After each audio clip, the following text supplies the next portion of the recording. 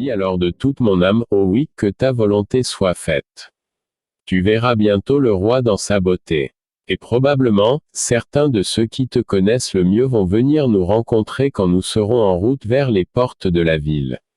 Car ils savent certainement que tu es ici. Dès que notre compagnie sera complète, nous partirons. 12 légions forment une compagnie, et tu vois qu'elles se rassemblent en venant de toutes les directions. Regarde là-bas, en aval du fleuve. Tu vois, une autre compagnie va bientôt être complète. Regarde maintenant de l'autre côté, remonte le fleuve. Tu en vois une autre. Les guides qui les accueillent savent très vite à quelle compagnie chacun appartient et où est sa place. Certains se sont très peu préparés pour cette gloire avant de quitter le monde. Maintenant, la lumière est trop forte pour eux. Comme tu le vois, ils se retirent à l'arrière et se contentent de rester parmi les arbres. Ils attendent d'être davantage préparés, grâce à l'usage des feuilles merveilleuses de ces arbres. Mais toutes ces compagnies que tu vois seront bientôt rassemblées aux portes de la ville. Préparation pour le déplacement, jusqu'à la cité céleste. Père Abraham, pouvons-nous te poser une question en attendant que la multitude soit rassemblée pour former cette compagnie? Mais certainement, ne te gêne surtout pas. Je viens de rencontrer mon vieux grand-père, qui est ici depuis plus de 30 ans. J'ai eu un long entretien avec lui avant que tu ne viennes. Il m'a dit beaucoup de choses au sujet de ce monde éternel de lumière. Mais au moment où il m'a quitté pour aller accueillir un autre de ses amis, il m'a dit qu'il y avait une grande activité aux alentours du trône en ce moment. Est-ce que tu voudrais nous en donner l'explication? Très volontiers. De grands événements sont sur le point de se produire, d'un caractère tel que le temps et l'éternité n'en ont jamais connu. Notre Seigneur a récemment annoncé que le moment où il quittera son trône de méditation était bientôt arrivé. Accompagné de tous les saints et de tous les anges, il descendra vers la terre pour la juger, car la coupe de l'iniquité est maintenant bientôt pleine. Il y a de nombreuses années que nous attendons la venue de Christ sur terre, dis-je. Certains sont même allés si loin qu'ils ont avancé des dates pour son retour. Mais là est leur folie, reprit Abraham. Notre Seigneur leur a clairement enseigné, rappelle-toi de sa parole, et nous avons ici dans le ciel, de fidèles copies des saintes écritures auxquelles nous avons accès quand nous le voulons, que nul ne connaissait ni le jour ni nous, qui sommes ici depuis de longs cycles d'éternité, n'avions eu connaissance de ce que serait ce moment. Et même maintenant, l'instant précis n'a pas été annoncé. Mais des événements importants sont annoncés au trône à l'occasion du grand rassemblement quand des millions de saints et d'anges sont assemblés, pour de grands services de louange que plus tard tu auras l'occasion de connaître davantage. Tous ici, comme ceux qui sont sur terre, sont profondément concernés par ce grand événement dont le Père a gardé pour lui les secrets. L'Église selon la Bible, l'ensemble de ceux qui sont rachetés, sur terre et dans le ciel, sera bientôt unie dans un grand jubilé, pour célébrer les grandes victoires finales de la croix et du Sauveur, à la résurrection de tous les saints, de tout ce que la terre a connu depuis les jours d'Abel jusqu'à la fin des âges. Comme tu le sais, les saints qui vivront sur la terre seront tous changés en un instant, en un clin d'œil. Nous, dans le ciel, avec la permission de Dieu, nous retournerons tous vers ce qui aura été le lieu de notre naissance, et nous irons dire bonjour à l'Église terrestre. Alors se produira la grande résurrection, qui sera suivie du grand sabbat de la terre, c'est le millénium, règne de paix de 1000 ans que Jésus instaurera sur la terre à son retour, Apocalypse 21-6. Bien que nous soyons ici depuis des siècles, nous attendons cet événement avec grand intérêt. Il nous revient en mémoire de tendres souvenirs des scènes de notre enfance et de notre jeunesse, et cela nous fait plaisir de savoir que nous allons bientôt visiter les lieux de notre expérience terrestre première, ainsi que les lieux qui ont été les témoins de notre libération du péché. Et puis, nous allons recevoir la plénitude et l'achèvement de notre salut, la rédemption de notre corps. Très peu d'entre nous ont déjà eu leur résurrection, comme tu peux le voir en ce qui me concerne. Oui, cela fait un certain temps que j'attendais de te demander ce qui fait la différence entre ton aspect et celui des autres esprits, comme du mien également.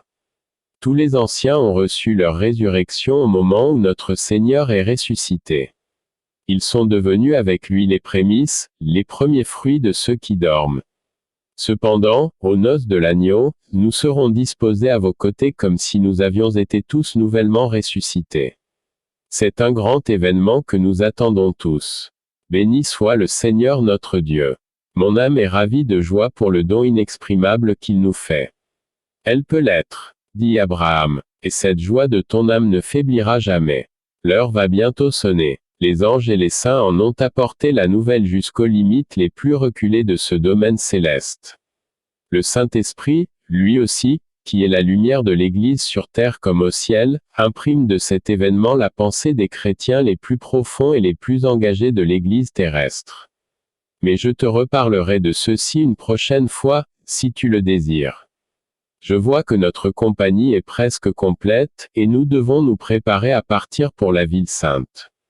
Tu verras que dans cette grande multitude le comportement de chacun ne sera pas identique, bien que presque tous soient de récents arrivants de la terre, et bien qu'à quelques exceptions près tous soient impatients de voir le roi dans sa beauté. Certains, sur terre, étaient extrêmement joyeux. Mais d'autres ne l'étaient pas autant.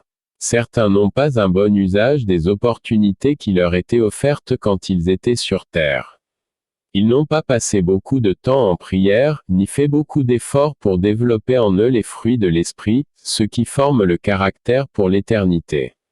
Ils ont construit avec du bois, du foin, et du chaume, au lieu de le faire avec de l'or, de l'argent et des pierres précieuses. Mais sens-toi tout à fait à ton aise.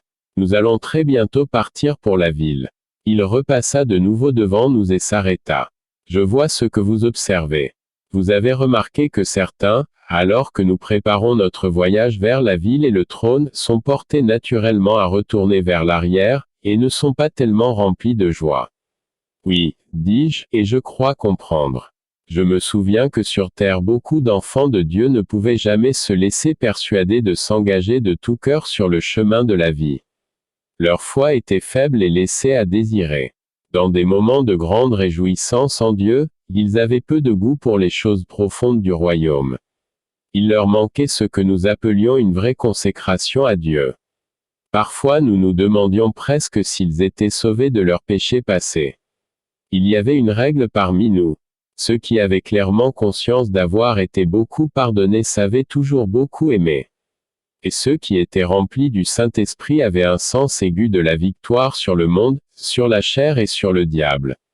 Ils étaient de ceux qui remportaient les victoires et obtenaient le droit de goûter de l'arbre de vie et de franchir les portes de la ville sainte. Ceux qui étaient remplis d'une joie véritable dans leurs âmes, et il semble bien que les mêmes dispositions s'appliquent à l'intérieur du royaume céleste. Tu es tout à fait dans la vérité, mon fils, reprit Abraham. Quand ceux qui ont une âme trop maigre arrivent ici, ils ont peu d'attirance pour le fleuve de cristal. Aussi ne pourraient-ils pas apprécier les fontaines qui se trouvent près du trône. Ils ne sont pas très attirés par les fruits des arbres que tu as mangés, j'en suis sûr. Mais ce qu'ils apprécient le plus, dès qu'ils arrivent ici, ce sont les feuilles des arbres, dont tu as remarqué la douceur ainsi que le parfum. Pendant tout le temps qu'il me parlait, revenaient constamment à mon esprit les paroles de l'apôtre, l'œuvre de chacun sera manifestée car le jour la fera connaître, parce qu'elle se révélera par le feu, et le feu éprouvera ce qu'est l'œuvre de chacun. Si l'œuvre bâtie par quelqu'un sur le fondement subsiste, il recevra une récompense.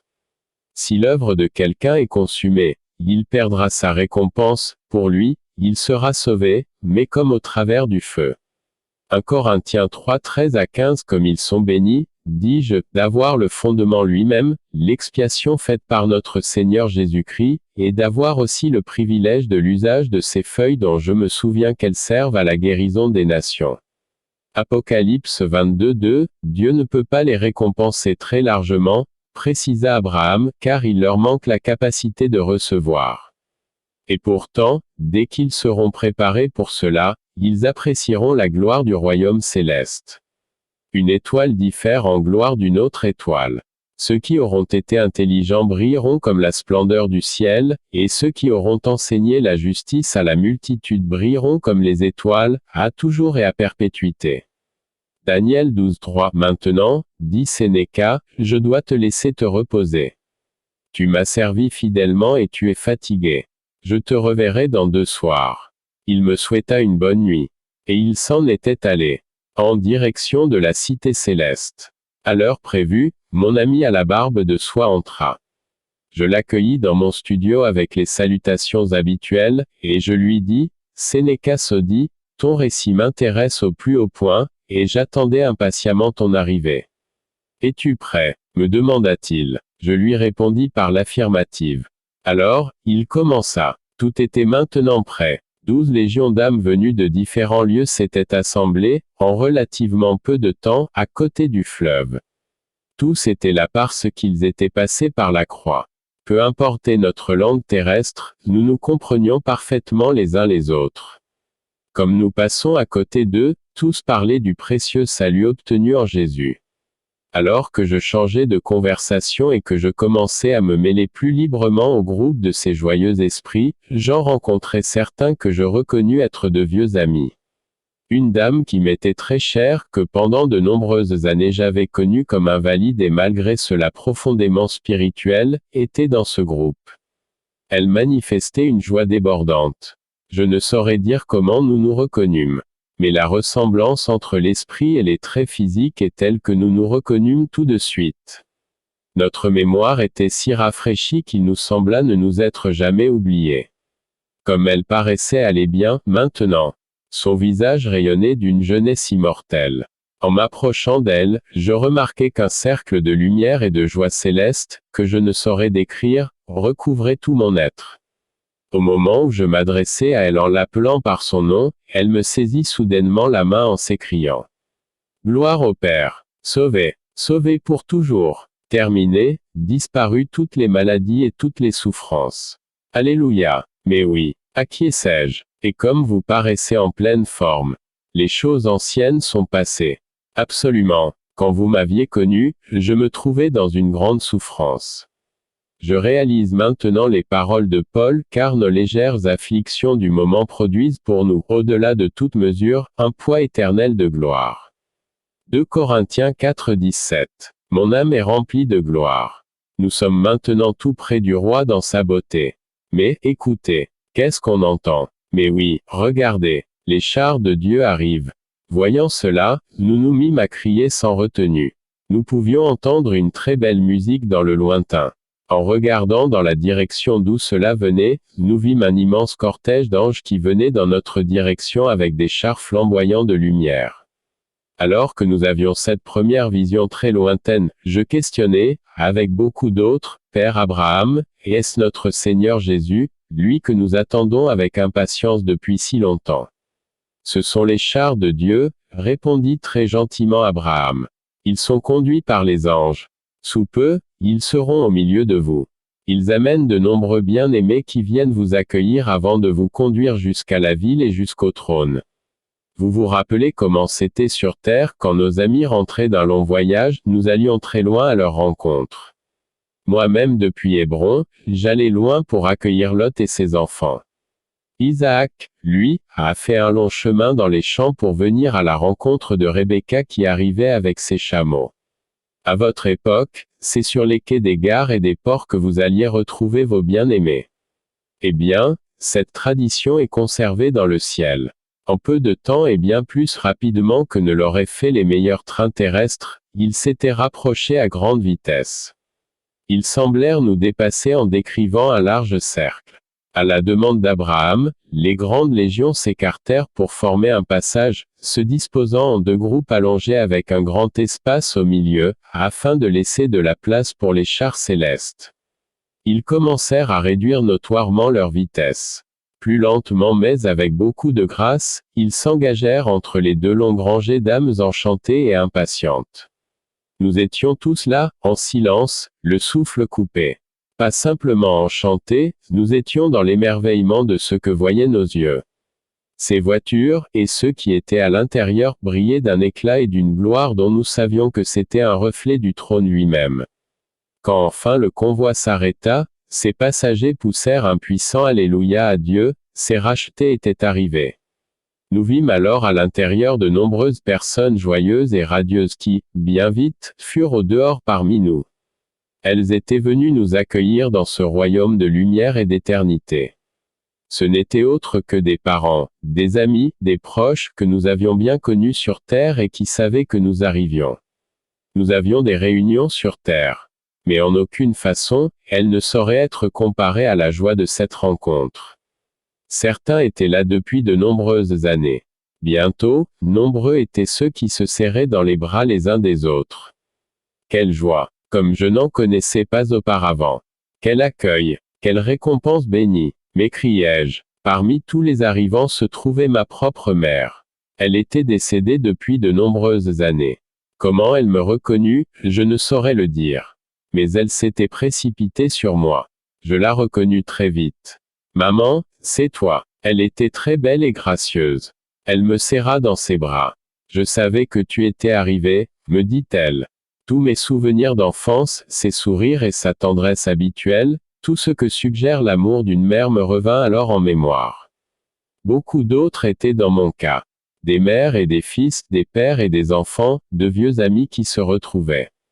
La gloire et la joie de ces circonstances surpassaient tout ce que j'avais connu. Les conducteurs des véhicules nous invitèrent très gentiment à tous de prendre place avec eux. Naturellement, nous acceptâmes avec des remerciements leurs offres de gentillesse, et nous nous retrouvâmes sans plus attendre à l'intérieur des voitures. Et toute la multitude rendait grâce à Dieu dans la louange. Bien vite, nous fûmes en route en direction de la porte de la ville, remontant le cours du fleuve à grande vitesse. La lumière qui provenait de la ville, et que j'avais vue au moment de mon arrivée, augmentait avec toujours plus de gloire alors que nous nous en approchions. Nous pûmes enfin voir l'éclat de la muraille de jaspe. Bien que nous roulions à très grande vitesse, les roues étaient silencieuses, et nous ne ressentions pas la moindre secousse. De chaque côté, dans le lointain, le paysage ressemblait à une mer de vermellé de feu.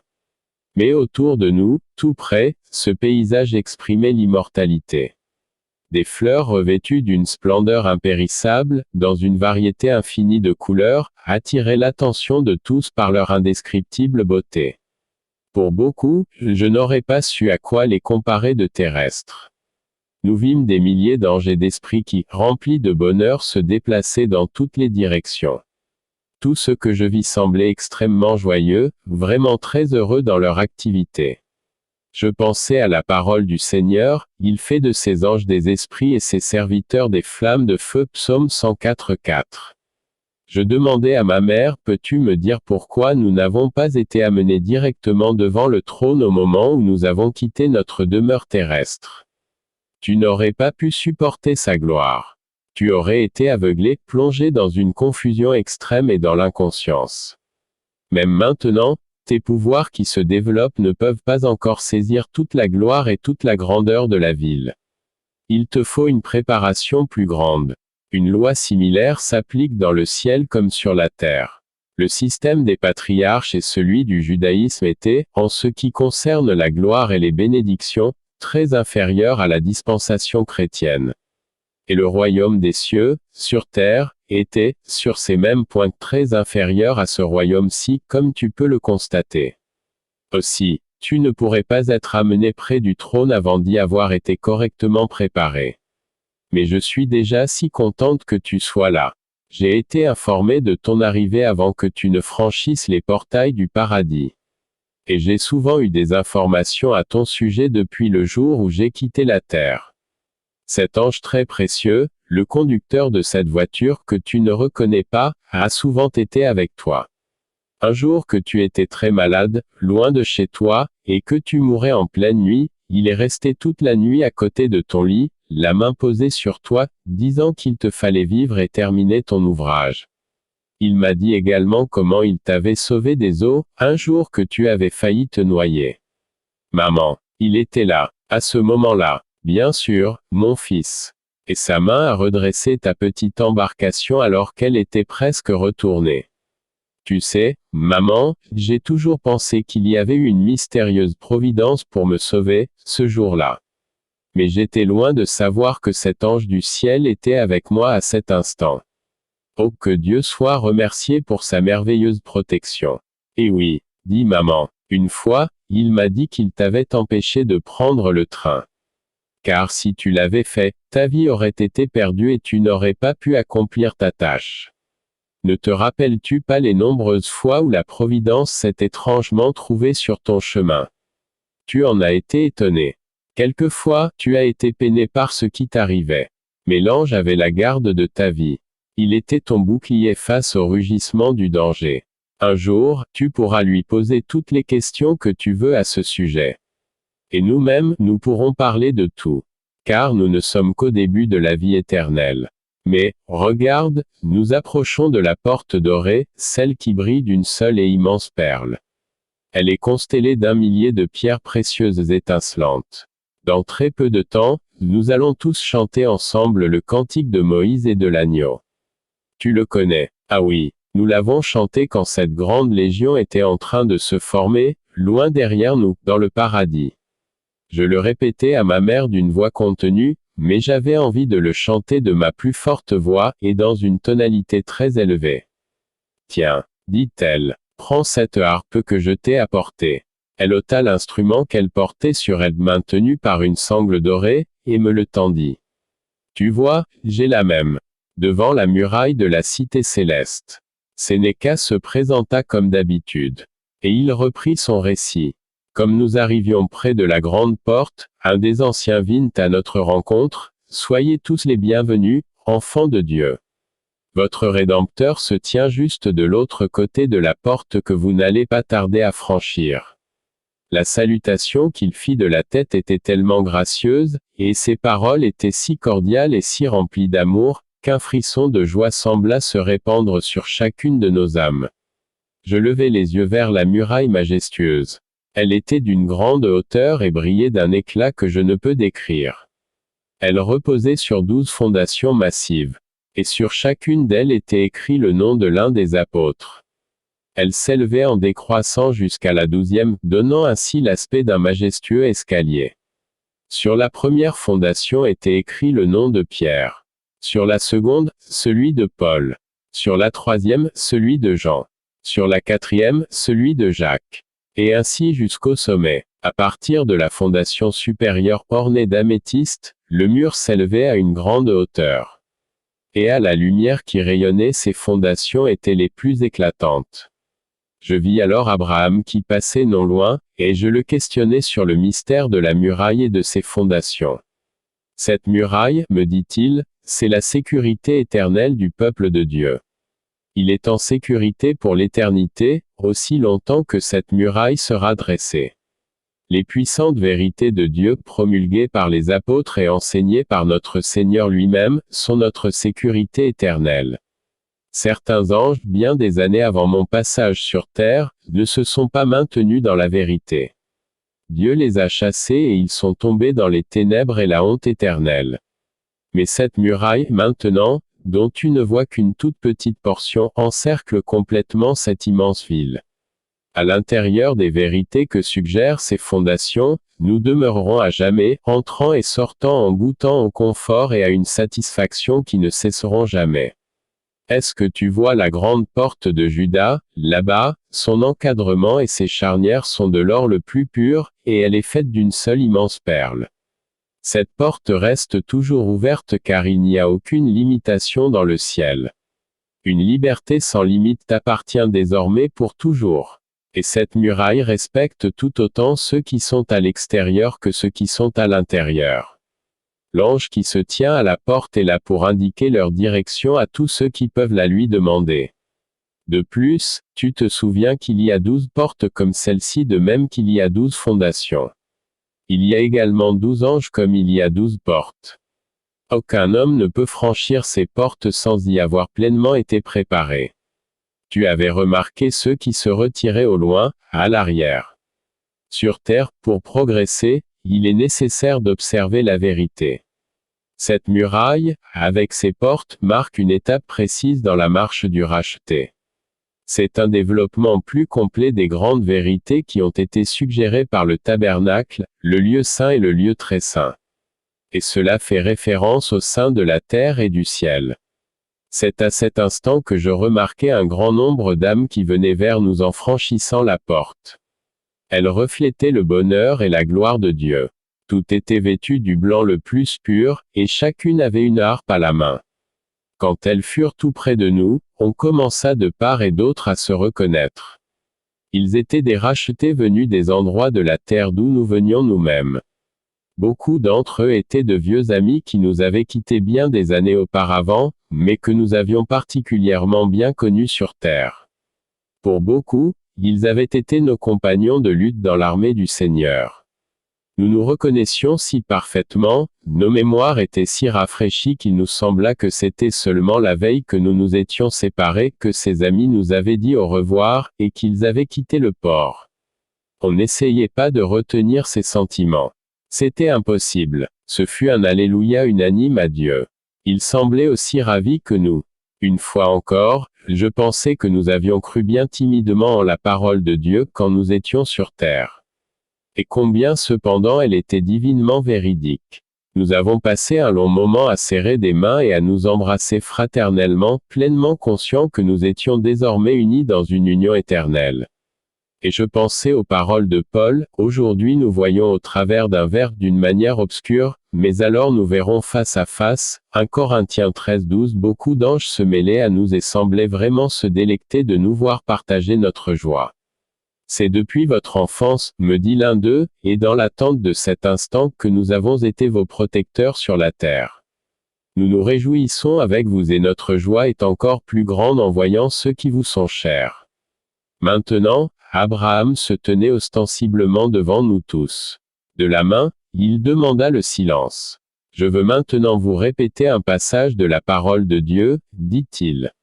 Je sais que vous allez le reconnaître, mais vous vous êtes approchés de la montagne de Sion, de la cité du Dieu vivant, la Jérusalem céleste, des myriades qui forment le cœur des anges, de l'assemblée des premiers-nés inscrits dans les cieux, du juge qui est le Dieu de tous, des esprits des justes parvenus à la perfection, de Jésus qui est le médiateur de la nouvelle alliance, et du sang de l'aspersion qui parle mieux que celui d'Abel. Hébreux 12, 22 à 24. Effectivement, ce passage eut comme une nouvelle fraîcheur dans nos mémoires. Mais nous savions à peine quoi dire. Nous étions environnés d'une crainte mêlée d'admiration. Nos cœurs brûlaient d'une vive émotion. Nous avions pleinement conscience que nous nous étions bien retrouvés, nous et nos amis, dans le pays où l'on ne meurt plus et où le péché n'existe pas. Et dire que nous étions en présence de personnes qui avaient vécu il y a des milliers d'années, et dont les costumes avaient été si différents des nôtres. Et nous nous trouvions également face à face avec les anges dont nous ne savions rien en ce qui concerne leur naissance, et chez qui je ne pouvais déceler le moindre signe de vieillesse ni même le moindre affaiblissement. Certains amis que j'avais connus vieillards sur terre, affichaient maintenant une nouvelle jeunesse. Ils étaient l'image même de la santé et de la joie. Les anges aussi revêtaient l'aspect et la vitalité de la jeunesse. Je demandais à l'un d'eux, comment se fait-il qu'ici les années ne vous marquent pas? Ici, un jour est comme 1000 ans d'une existence terrestre. Nul ne vieillit dans ce monde-ci, que ce soit dans son apparence ou dans ses sentiments. Nous ne pouvons ni mourir, ni faiblir. Nous sommes seulement revêtus d'immortalité. Et personne ici ne ressent jamais aucune douleur, aucune peine, aucun chagrin. À cet instant, une femme qui se tenait tout près de nous et qui écoutait la conversation se mit à applaudir. Dans sa joie suprême, elle s'écria « Bénisse soit le Seigneur pour une telle délivrance. Pendant 30 années, j'ai été très affligée avant d'être délivrée des douleurs et des chagrins terrestres. J'étais dans la pauvreté et le besoin, passant de nombreux jours et de nombreuses nuits toute seule. Trop seule. Ma maladie a été très longue et elle m'a fait beaucoup souffrir. De temps en temps, un voisin passait me voir un petit moment. Quelquefois, il m'apportait un bouquet de fleurs, ou il priait que Dieu m'apporte son soutien dans l'affliction. Une sombre nuit, un viol orage s'est déchaîné. La pluie et le vent étaient très forts. Les éclairs se succédaient et le tonnerre secouait ma cabane au point que je pensais la voir s'écrouler. Comme j'étais seul, j'avais très peur. Mais soudain une lumière douce et très belle a rempli la pièce, et il m'a semblé entendre une voix me murmurer, « N'aie pas peur, je suis avec toi. Tu ne craindras pas les terreurs de la nuit. Et il m'a semblé discerner alors la présence d'êtres de lumière dans cette pièce. Je me suis assise sur le lit et j'ai dit, ô Seigneur, tu es là. Et j'ai répété les paroles du prophète, je serai plein de confiance, et je ne craindrai rien, car l'Éternel est ma force et le sujet de mes louanges, c'est lui qui m'a sauvé. Ésaïe 12:2. Pendant le restant de cette nuit, mon âme a été joyeuse d'une manière extraordinaire et j'ai été rempli de louanges pour Dieu.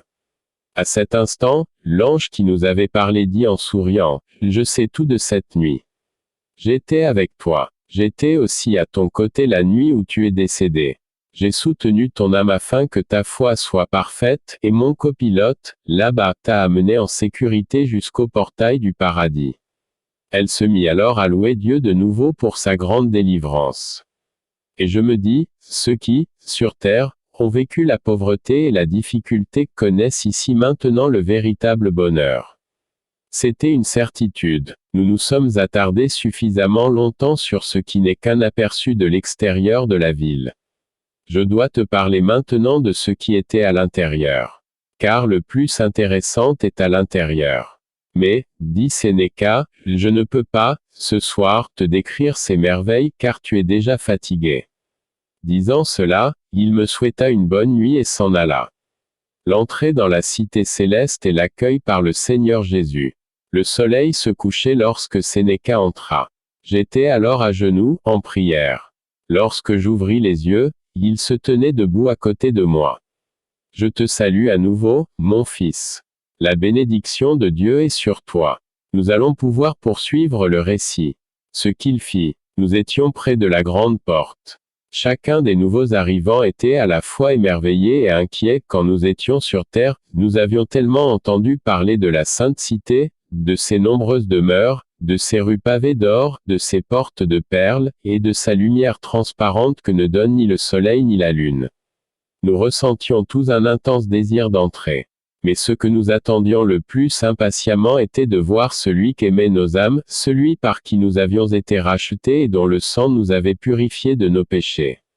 On nous avait déjà dit qu'il nous attendait près de la porte, dans l'un des palais, et que le grand livre de vie serait près de lui, ouvert aux pages portant nos noms.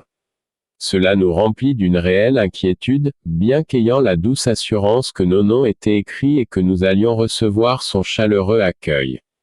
Bien sûr que nous en étions certains.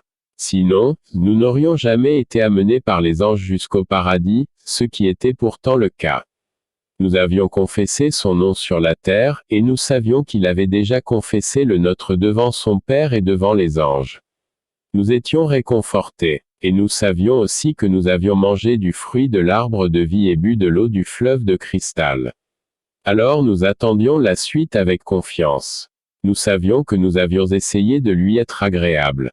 Nous avions conscience que tous nos péchés avaient été pardonnés et que nos robes avaient été lavées et blanchies, et cela nous apportait maintenant une consolation supplémentaire. Nous sentîmes que nous allions sans tarder nous tenir devant le juge de toute la terre. La parole de Dieu nous apporta une assurance plus grande encore. Elle dit en effet, heureux ceux qui lavent leurs robes, afin d'avoir droit à l'arbre de vie, et d'entrer par les portes de la ville. Apocalypse 22:14. Oh oui, vraiment. Quel réconfort c'était d'avoir cette certitude. Car si nous avions eu droit à l'arbre de vie et aux fruits qui nous avaient été offerts par la main d'un ancien, et si Abraham lui-même nous avait rafraîchis et immortalisés avec l'eau du fleuve dont la source est près du trône de Dieu, alors l'ange à la porte n'allait pas maintenant nous empêcher d'entrer. Ma mère s'approcha. Elle avait été jusque-là très occupée à converser avec d'autres. Elle me rassura, tu ne dois pas avoir peur, Sénéca. J'ai ressenti moi-même beaucoup de joie à ce sujet, il y a bien des années, je passais près d'ici au moment où l'ange écrivait les noms de ceux qui étaient nés de nouveau. Et j'ai vu qu'il écrivait ton nom. Alors, je lui ai demandé de qui il s'agissait. Il a appelé un autre ange qui arrivait tout juste d'un endroit de la terre où avait lieu un grand réveil religieux et où se déroulait un conflit spirituel. Il lui a demandé s'il pouvait préciser qui étaient ceux dont les noms venaient d'être cités. Je me trouvais parmi eux il y a encore bien peu de temps. A-t-il répondu. Il a fait une description si minutieuse que j'ai eu la certitude absolue qu'il s'agissait bien de toi. Et j'ai vu inscrits d'autres noms de personnes du même endroit. Ma vieille maison, ta vieille maison, son souvenir m'est cher maintenant que j'y pense. Un jour, nous parlerons en détail de ce qui s'est passé depuis que je t'ai quitté. Mon âme a donc été remplie d'une joie immense lorsque j'ai vu ton nom. Et quand l'ange a su que j'étais ta mère, il m'a raconté qu'il s'était trouvé avec toi, et ton cousin que je connaissais très bien, une nuit que vous aviez passé du temps dans la prière. Il se tenait à côté de toi tard dans la nuit, quand solennellement vous avez fait un vœu. Et vous avez promis fidélité à Dieu, ainsi que l'un à l'égard de l'autre. Alors un ange est allé réveiller ton père qui dormait dans une autre pièce, afin qu'il puisse entendre votre serment. Aussi, tu peux croire que non seulement moi-même, mais les anges avec moi, nous nous sommes tous réjouis quand ils m'ont apporté la nouvelle. Il m'a parlé également de la conversion d'autres membres de notre famille et de celle de nombreux voisins. Formidable, dis-je. Le ciel a donc de telles relations avec ce qui se passe sur la terre. Il nous semblait que nous ne savions pratiquement rien là-dessus. Cependant, les paroles de ma mère évoquèrent toute mon expérience passée, les circonstances de ma conversion, mes prières nocturnes, mon travail ardent pour les autres. Les événements auxquels elle venait de faire allusion et bien d'autres, surgissaient à mon esprit. Et leurs souvenirs étaient tels qu'ils me semblaient dater seulement de la veille. Je reconnus combien j'étais aveugle. Je n'ai pas vu l'ange qui était avec moi. Le fait d'être mortel est vraiment un voile épais qui cache à l'œil humain les êtres et les choses spirituelles, ils semblent si loin alors qu'ils sont si près. Je me souvins comment les anges assistèrent Lot et sa famille pour s'échapper de la cité condamnée de Sodome. Pourquoi n'assisteraient-ils pas les âmes dans le combat difficile qui suit le salut? N'est-il pas écrit, les anges sont des esprits au service de Dieu, envoyés pour exercer un ministère en faveur de ceux qui doivent hériter du salut, Hébreux 1,14, nous étions maintenant en train de passer sous la porte massive de Juda. Nos cœurs étaient remplis de joie car nous allions voir de façon imminente celui qui aimait nos âmes. En franchissant la porte, notre regard découvrit la scène la plus magnifique qu'il nous ait jamais été donné de contempler auparavant, sur terre et dans les cieux. Il est impossible au langage humain d'en donner une description. Dire que les rues étaient d'or pur, ou de verre transparent, pourrait peut-être donner la meilleure comparaison avec quelque chose de connu. Les grandes avenues qui partaient de la porte semblaient conduire jusqu'au centre de la Sainte Cité.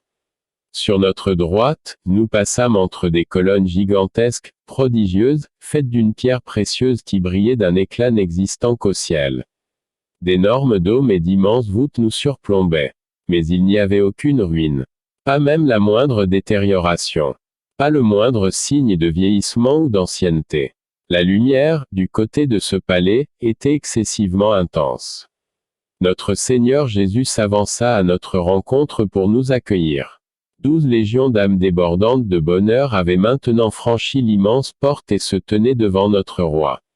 On ne peut décrire la gloire et la majesté de son être. Le disciple bien-aimé, sur l'île de Patmos, a essayé d'évoquer la gloire de son aspect quand il s'est révélé sur terre, il était vêtu jusqu'aux pieds d'un vêtement flottant ceint d'une ceinture d'or. Sa tête et ses cheveux semblaient blancs comme la neige, et ses yeux étaient comme une flamme de feu. Ses pieds étaient pareils à l'airain ardent. Son visage était comme le soleil à midi.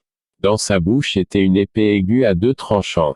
Il avait 7 étoiles dans la main droite, Apocalypse 1:13-16. Mais quand les disciples le virent sur la montagne de la Transfiguration, 63 ans auparavant, ses vêtements brillaient alors comme la lumière et son visage avait l'éclat du soleil. Sur terre, on l'appelait « le plus beau et le plus aimable parmi 10 000. Mais maintenant, exalté dans le ciel. Les mots sont trop fades pour exprimer sa gloire. L'entrée dans la cité céleste et l'accueil par le Seigneur Jésus. On voyait les marques dans ses mains. Et au-dessus de ses sandales, l'empreinte des clous apparaissait distinctement. Il était véritablement l'incarnation de la lumière. Il n'éblouissait pas nos regards comme ce fut le cas du visage de Moïse face à l'ancien Israël car nous étions préparés à cela. Depuis notre conversion jusqu'au moment où nous avons franchi cette porte, nous avons été préparés pour cette vision de notre Seigneur. Comme elles étaient puissantes les paroles de l'Écriture, alors que je regardais sa face et jetai ensuite un regard au loin, vers l'intérieur de la ville n'a besoin ni de soleil ni de la lune pour l'éclairer.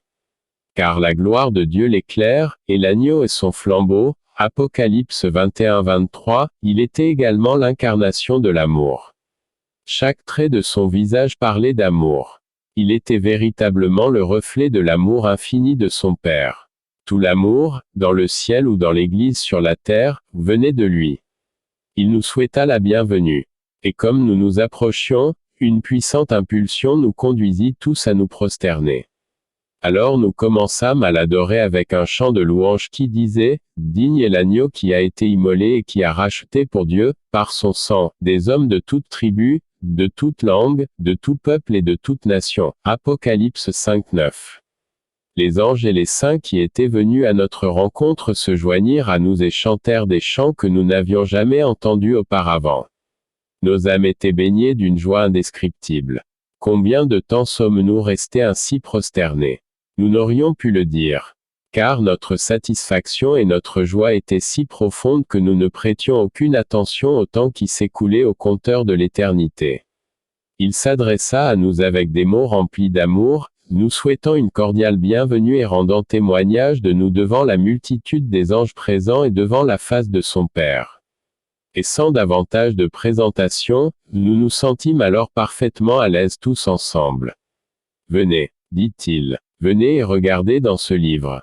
Je l'ai ouvert aux pages qui sont pour vous les plus intéressantes. » Nous restâmes tout autour de lui, en cercle, aussi près que nous le pouvions, pour regarder dans les pages du grand livre des livres l'enregistrement céleste du passé et du futur.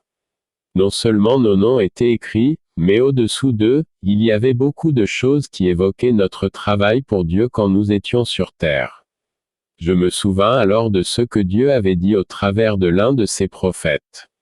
C'était un passage que j'avais lu au moins une centaine de fois, un livre de souvenirs fut écrit devant lui pour ceux qui craignent l'Éternel et qui honorent son nom. Ils seront à moi, dit l'Éternel des armées, ils m'appartiendront, au jour que je prépare. Malachie 3, 16-17, nous prîmes seulement le temps de lire le 10e de ce qui était écrit. Car notre Seigneur déclara, vous avez maintenant l'entière liberté d'aller où vous voulez, et de lire à loisir le contenu de ce livre merveilleux. Jetant un regard sur ces pages, nous remarquâmes les noms de certains, qui étaient avec nous quand nous étions arrivés dans le paradis, mais qui étaient retournés en arrière et étaient restés très loin des portes de perles. Sans plus d'explication, nous comprîmes qu'ils n'étaient pas préparés. Comme les anciens sacrificateurs quand ils n'étaient pas sanctifiés et étaient indignes de l'autel, ils ne pouvaient pas s'approcher du trône. Nous savions cependant qu'ils allaient ultérieurement y être amenés, car ils se trouvaient quelque part le long du fleuve de vie, parmi les arbres dont les fruits étaient leur nourriture et les feuilles leur remède. Leur actuelle récompense était tout ce que Dieu pouvait leur donner dans leur présent état de grâce. Nous savions que ces feuilles étaient uniquement destinées à ceux dont les noms étaient écrits dans le livre de vie, et que leur pouvoir de guérison était pour eux pareil à la grâce sanctifiante que Dieu dispense dans son royaume terrestre. Sur terre, le remède avait vraiment été tout près d'eux, mais ils ne l'avaient pas reçu. Ils n'avaient jamais réalisé la signification profonde du précieux sacrifice de Jésus à leur égard. Mais combien nous étions reconnaissants de savoir que l'efficacité du sang du Sauveur est valable tout autant pour ceux de son peuple qui sont de l'autre côté du fleuve que pour ceux qui sont de ce côté-ci. Nous savions aussi que l'essentiel de notre rédemption était encore à venir, et qu'elle serait accomplie au matin du grand jour de la résurrection. Je m'étais souvent demandé si, depuis la cité céleste, nous aurions en pensé ceux qui sont perdus, si certains de nos amis nous manqueraient, et si nous ne serions pas remplis de tristesse et de chagrin, bien que Dieu ait dit, il essuiera toute larme de leurs yeux, Apocalypse 21-4. Mais je me rendis compte que la question était réglée. Je me trouvais là depuis suffisamment longtemps. J'avais déjà franchi le fleuve de vie, bu à ses eaux de cristal, mangé du fruit des arbres qui poussent sur ses rives. J'avais été salué par les milliers de rachetés venus par les chars de Dieu, et j'étais même entré avec eux dans la ville par ses portes. Et pendant tout ce temps, mon âme n'avait connu que les émotions les plus élevées de la louange. J'avais été si entièrement plongé dans l'amour de Dieu, et ma propre volonté s'était si intensément perdue dans la volonté de mon Rédempteur béni, que pas un seul instant je n'avais eu la pensée de pleurer au sujet de quoi que ce soit. En fait, je découvris que toutes mes dispositions envers la peine et le chagrin s'en étaient allées. Je pouvais maintenant voir les choses comme Dieu les voit. Comme je me tenais debout à côté de mon Rédempteur et Seigneur, avec le grand livre de vie posé ouvert devant moi, j'eus la possibilité de regarder très loin vers l'intérieur de la ville. Je vis alors une multitude de personnes toutes reflétant le bonheur, des âmes que je n'avais pas encore rencontrées, et dont je ne savais pas qui elles pouvaient être. Bien sûr, certaines, je ne les connaissais pas. Mais les autres, des personnes que j'avais connues sur terre et dont j'avais craint qu'elles ne soient parmi les perdus, pouvaient fort bien être là, dans la ville. Je m'interrogeais à ce sujet particulièrement dès l'instant où j'avais été salué par quelqu'un que jamais je n'aurais espéré voir au ciel. Et en scrutant les pages du livre de vie, je vis les noms de beaucoup dont je pensais qu'ils ne seraient pas ici. Et je sus qu'ils devaient se trouver quelque part dans l'immense ville, ou dans les vastes étendues du paradis de Dieu. Je me sentais maintenant désireux d'aller plus loin et de me mêler à ces âmes heureuses que je voyais aller et venir dans toutes les directions. Le Seigneur avait dit, « Vous avez entière liberté d'aller où vous voulez. » Je me retournai pour voir le reste de nos légions. Car j'avais été si captivé et émerveillé par ce que je voyais et ce que j'entendais que je m'étais attardé longtemps. À ma grande surprise, ils s'étaient dispersés dans toutes les directions. Certains étaient partis avec leurs amis vers des endroits tranquilles. Sous les arbres, ils étaient en joyeuse conversation, assis dans les sièges capitonnés du ciel. D'autres, ayant rencontré de vieux amis, avaient repris place dans les voitures et étaient partis avec eux en direction de lieux plus éloignés, à l'intérieur de la ville. Ma mère, qui était toujours près de moi, m'invita à aller avec elle. Nous marchâmes sur une courte distance, et nous nous assîmes à côté d'une colonne gigantesque qui paraissait faite de jaspe et de saphir, et dont l'éclat était celui que seul possède la cité céleste. Les coussins étaient de la fabrication la plus raffinée, et le capitonnage avait été exécuté par les mains des saints et des anges. Car chacun est activement employé dans le ciel. La contrainte y est quelque chose d'inconnu, mais un parfait contentement et une joie totale, dont nos meilleurs moments sur terre ne nous ont donné qu'une ombre, semblaient ici revêtir chacun comme d'un magnifique vêtement.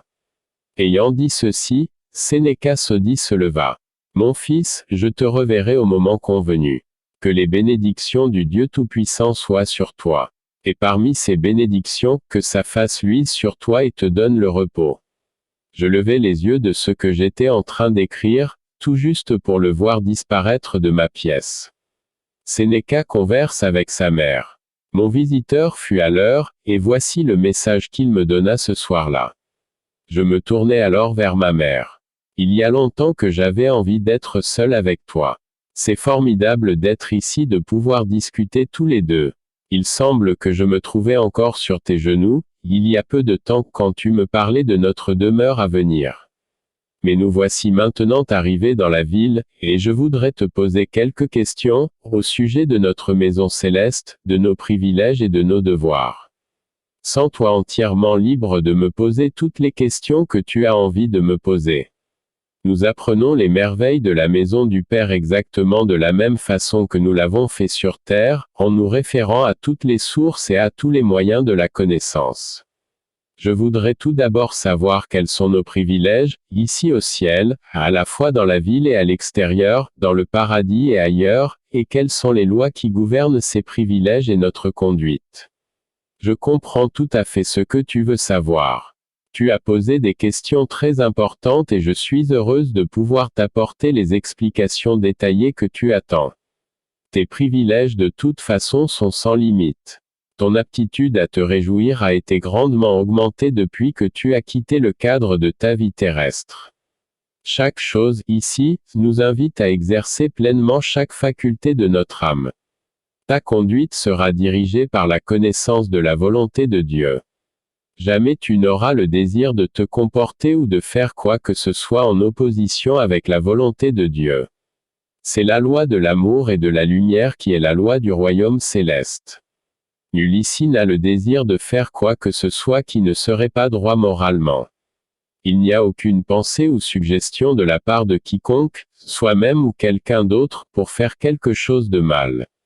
Tu as certainement remarqué que, jusqu'à maintenant, il n'y a pas eu pour toi d'inclination interne, ou de tentation externe, pour faire quoi que ce soit de mal. Tout ce que tu as envie de faire est bien tant que cela concerne la droiture morale. Cependant, ta connaissance a ses limites.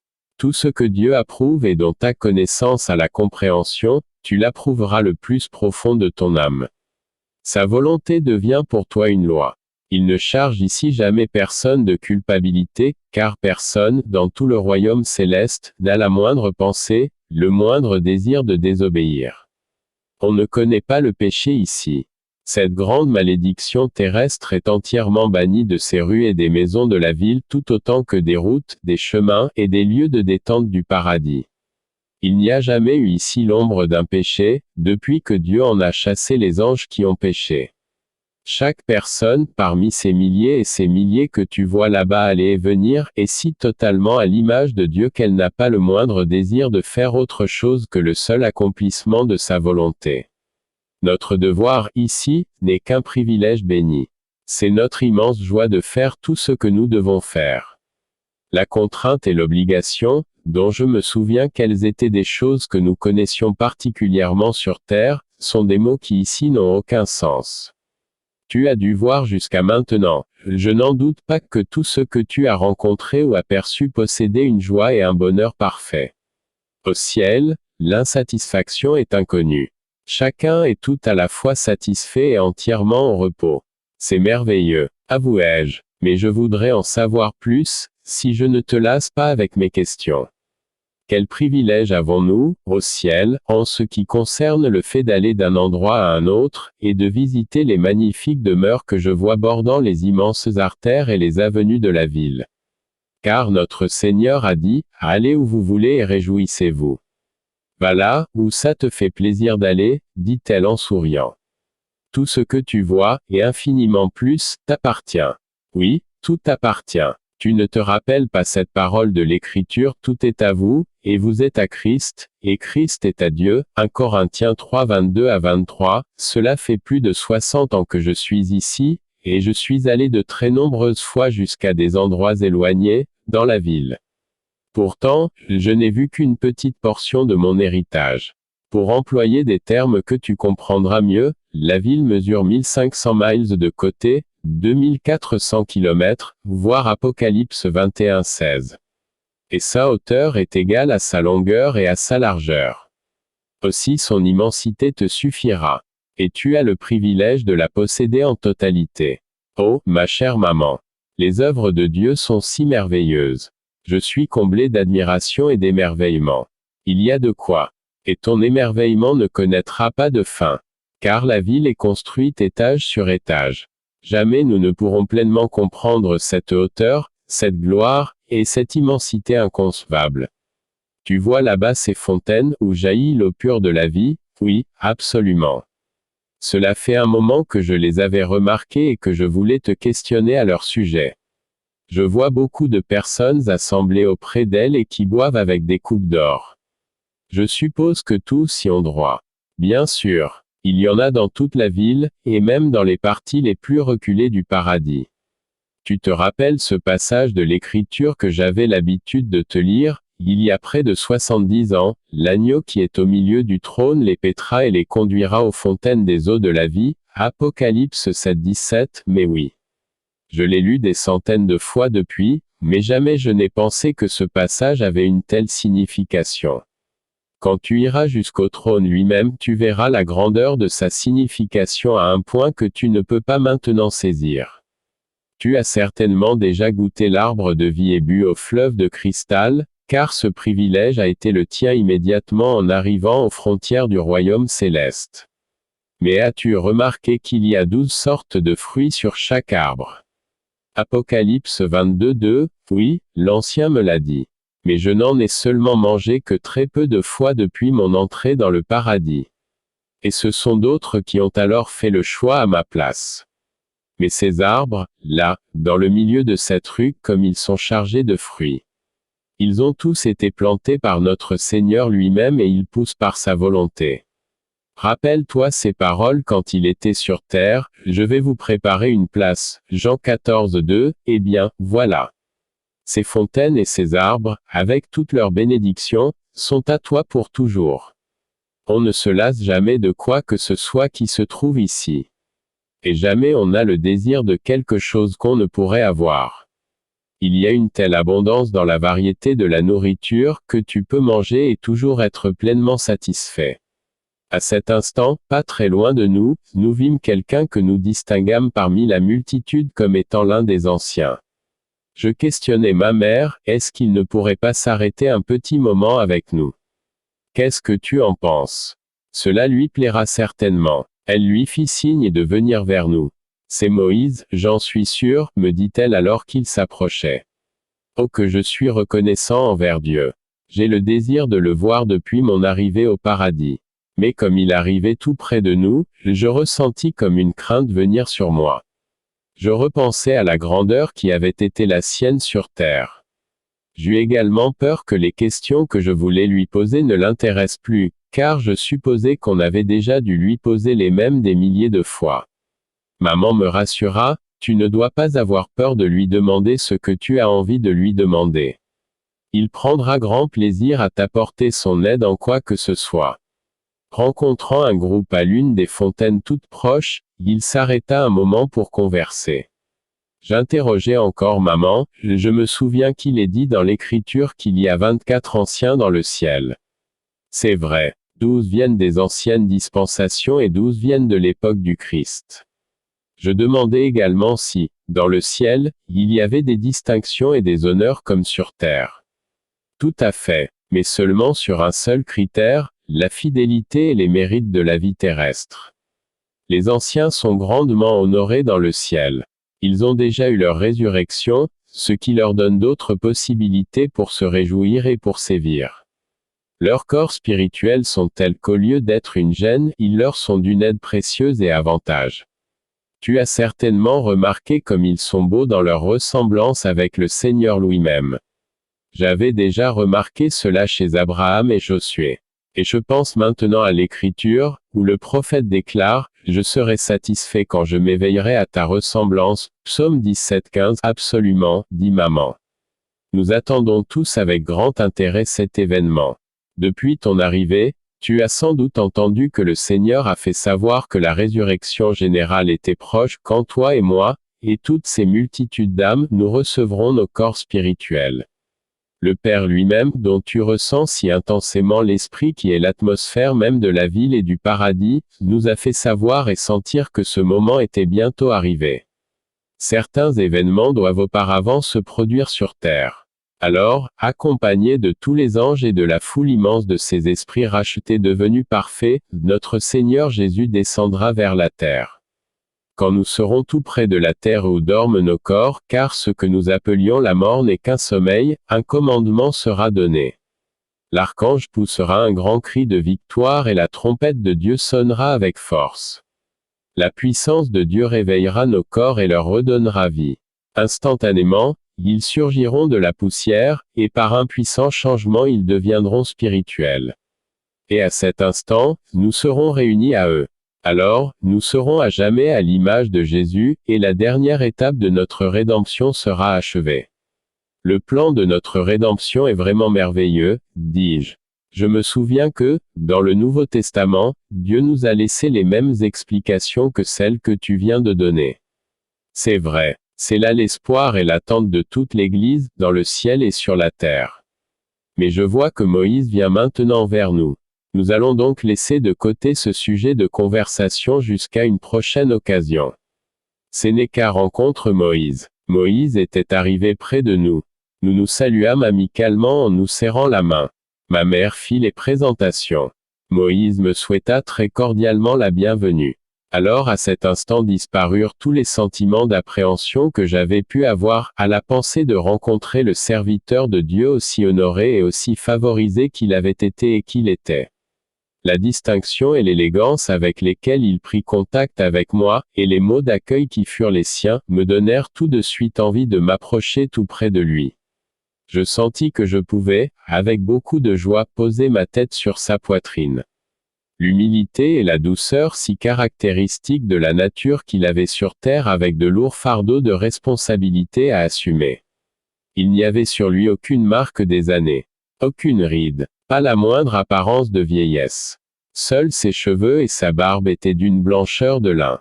Sa nature était plutôt au-dessus de la moyenne et ses vêtements étaient blancs comme la neige. Il se tenait parfaitement droit. Sa dignité était imposante. Cependant, sa gentillesse et son amabilité étaient telles que mon âme l'aima tout de suite intensément. Avec ma mère, ils commencèrent à s'entretenir au sujet d'un certain nombre d'enfants qui se trouvaient juste à l'extérieur, de l'autre côté de la porte. Il me pria de les excuser un moment. Je l'entendis demander à ma mère si elle voulait aller assister ses enfants dans la connaissance et les voies du royaume céleste. Nous étions si près de la porte que nous pouvions distinctement les entendre chanter. Nous pouvions discerner leur voix. Très douce, angélique. Maman répondit qu'elle serait très contente d'aller passer du temps avec eux pour les enseigner sur les choses célestes. Se tournant vers Moïse, elle dit, « Mon fils aimerait bien avoir un petit entretien avec toi. Il y a peu de temps qu'il est arrivé dans la ville. » « Ça me plairait beaucoup également, » répondit Moïse. S'assister et s'aider les uns les autres représente une grande part de nos occupations dans le ciel, comme tu sais. Ce à quoi ma mère fit une gentille révérence en ajoutant, « Je te reverrai plus tard. » Elle agita la main en signe d'au revoir et s'en alla. Moïse s'adressa à moi, « Quel bonheur tu as eu d'avoir une telle mère sur terre. On l'estime beaucoup dans le ciel, et on se sert beaucoup d'elle dans le service du Seigneur. Mais je vois mon fils, que tu as plein de questions à me poser. Les interrogations et les requêtes de ton âme te seront d'un grand secours ici. Marchons un peu jusqu'à ce bosquet d'arbres, là-bas. Nous prendrons un fruit et nous pourrons manger tout en parlant. J'ai toujours aimé les fêtes religieuses ou autres, quand j'étais sur terre. Et cela m'est resté. J'aime beaucoup manger avec mes amis. Parmi les différentes sortes de fruits, il choisit ce que nous souhaitons. Il me tendit une grappe qui ressemblait à un gros raisin transparent. Ceci t'aidera à comprendre les mystères du royaume de Dieu, mystères qui ne concernent pas tant notre rédemption que notre progression, notre croissance dans la connaissance de sa volonté pour le glorieux futur. On a beaucoup débattu sur terre, dis-je à Moïse, au cours de ces années récentes, sur certains passages des Écritures, plus particulièrement dans le livre de la Genèse que tu as écrit, sur ce que signifient les 6 jours de la création et combien de temps ils embrassent, ainsi que sur le 7e jour au sujet duquel il est dit que Dieu se reposa. J'avais l'habitude de dire que lorsque j'allais aller au ciel, je verrais Moïse et je lui demanderais de m'expliquer cela. Eh bien voilà, nous y sommes enfin, face à face. Bien, dit Moïse. Mon temps et ma connaissance sont à ta disposition. On m'a posé à peu près les mêmes questions des centaines de fois. Mais quelques mots seulement d'explication rendront tout ceci très clair pour toi. Tout d'abord, et pour commencer avant là où j'ai commencé quand j'ai écrit sous l'inspiration de Dieu, avant le commencement, les grands cycles d'éternité ne concernèrent en rien la terre qui n'existait pas. La terre n'existait encore que dans la pensée de Dieu. Et longtemps avant que Dieu établisse les fondements de la terre, il eut la pensée de chacun de nous. Mais ce commencement, ainsi que chaque jour successif de la création, ont correspondu à de longues périodes de temps. On appela, un jour, chaque cycle qui mesurait une vaste période de temps de la création, et au cours duquel une infinité de lois agissaient. Les mêmes lois qui maintenant étaient en action. La volonté de Dieu était tout simplement sa loi. Quand il dit « que le sec paraisse », les âges furent occupés à développer les continents qui allaient devenir notre demeure. Ainsi, période après période, le travail s'accomplissait. Et la terre fut peuplée par une création issue de sa propre volonté. Il y a cependant de grands événements encore en réserve pour la terre. La réparation de toute chose n'a pas encore eu lieu. Dieu la nettoiera, la changera, la remodèlera par le feu. Sa voix secouera la terre comme elle n'a jamais été secouée. Il la préparera afin qu'elle soit un endroit convenable pour son épouse, pour le grand voyage de noces auquel nous prendrons part. Ne te rappelles-tu pas sa parole, écrite longtemps après mon passage, lui, dont la voix ébranla alors la terre, et qui maintenant a fait cette promesse, une fois encore, j'ébranlerai non seulement la terre, mais aussi le ciel. Hébreux 12, 26, la rénovation de la terre, et l'enlèvement de tout ce qui l'offense et de toute pratique d'iniquité de son royaume terrestre est encore quelque chose à venir. Ce sera un grand jour et il est proche. Ceux qui, sur terre possèdent la sagesse, seront prêts pour ce jour, et l'attendront. Très bien, dis-je à Moïse, ces grandes questions concernant la création m'intéressent profondément. Mais ne pourrait-on pas les laisser de côté pour une prochaine rencontre? Il y a d'autres choses sur lesquelles j'aimerais te questionner. Certainement, parle-moi de notre Seigneur Jésus, de ce qu'il était avant de naître dans le monde, avant de devenir sacrifice pour le péché. Eh bien, dit Moïse, il a toujours été un avec le Père. Il était véritablement la parole de Dieu, l'énergie créatrice de Yahvé, l'Éternel Tout-Puissant. Sans lui, Dieu n'a rien fait. Faisons, fut une expression universelle dans toutes les œuvres et toutes les créations de Dieu. Son titre a toujours été « la parole », et jusqu'à ce qu'il naisse sur terre, il ne fut pas connu comme le Fils, mais seulement comme « la parole ». Il était présent à la création du monde. Il était et il est la gloire du trône du Père dans ce royaume céleste. Mais ce fut un grand événement, dans le ciel, quand on annonça que Jésus était né à Bethléem. Ce fut l'événement le plus enthousiasmant qui fut jamais évoqué dans tout le domaine céleste. Tous les anges accordèrent leur harpe pour le louer, car le Seigneur avait dit que les anges de Dieu l'adorèrent. Sur terre, j'avais eu l'occasion d'assister à de grandes choses lorsque des millions d'Hébreux s'étaient unis dans la louange au passage de la mer Rouge, et quand cet immense peuple surgit des tentes au son de la trompette de Dieu sur le mont Sinaï. Mais rien ne fut jamais semblable à cela. Des multitudes d'anges descendirent jusqu'à l'endroit où était l'enfant Jésus. Et en même, jamais on n'entendit pareille adoration et pareille musique dans les cieux.